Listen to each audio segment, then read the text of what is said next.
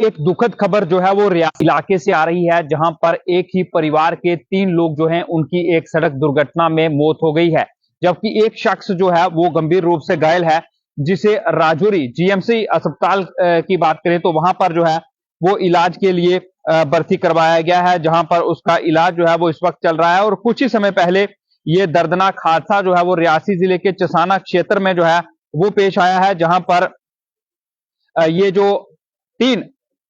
शख्स हैं, एक ही परिवार के, इनकी मौत जो है वो वाकया हुई है। ये दुखद समाचार है इस वक्त जो आज आ रहा है सर्दी के इस मौसम में। ये दुखद समाचार जो है वो रियासी जिले के चसाना क्षेत्र से आ रहा है। एक बोलेरो कैंटर गाड़ी जो है वो हादसे का शिकार हुई है, और इस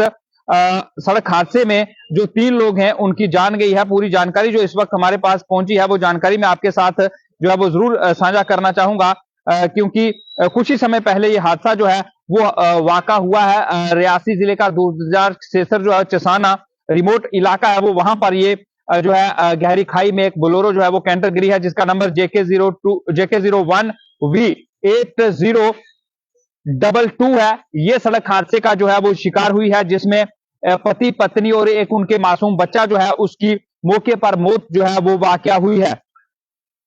जिस शख्स की जो मौत हुई है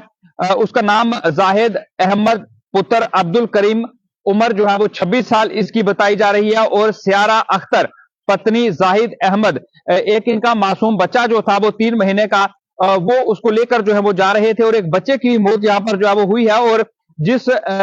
युवक जो घायल है उसका नाम इरफान अहमद है, पुत्र अब्दुल रशीद, निवासी देवल तहसील माहौर। इन्हें PSC हॉस्पिटल गोटा जो है वहां पर लाया गया था, जहां पर उनकी गंभीर हालत को देखते हुए उन्हें गवर्नमेंट मेडिकल कॉलेज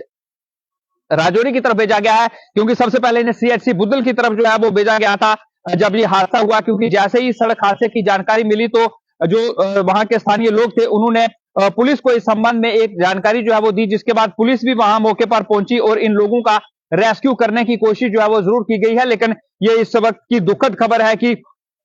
रियासी जिले के चसाना क्षेत्र का एक दूरदराज जो रिमोट एरिया है वहां पर एक सड़क हादसा पेश आया है, जिस सड़क हादसे के पेश आने से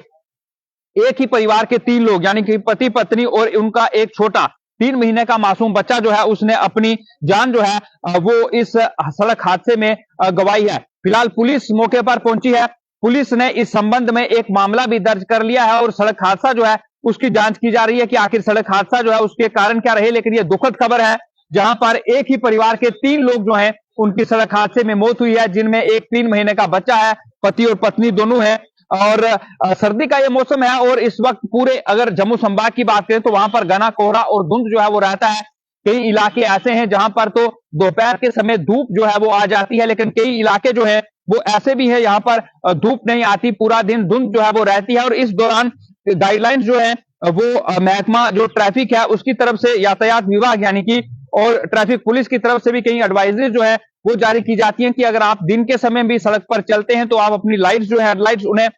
ऑन रखें, ताकि जो सामने से गाड़ी आ रही हो उस गाड़ी को ये दिख सके उस चालक को कि सामने से दूसरी गाड़ी जो है वो आ रही है। लेकिन ये जो एक ही परिवार के 3 लोग जो हैं जिनकी सड़क हादसे में दर्दनाक मौत हुई है, इन परिवारों के प्रति हम संवेदना व्यक्त करते हैं, जिनके अपने जो हैं वो इस